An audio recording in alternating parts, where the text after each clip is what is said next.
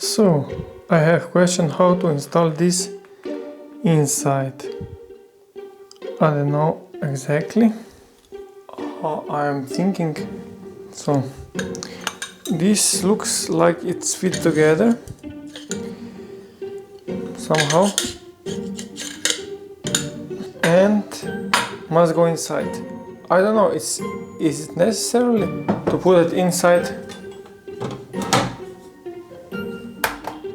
here? Do I really need to put this inside?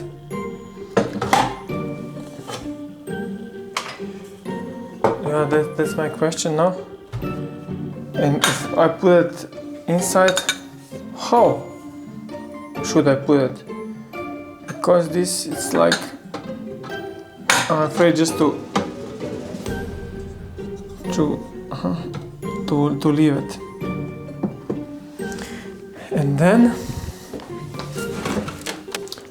I have this thing, but I think it's going in this direction inside.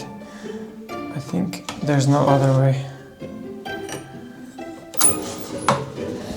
Okay, is this necessarily to go both together in it or not? And this window I have to seal it somehow. And also above the door, something to seal. Thanks guys for everything.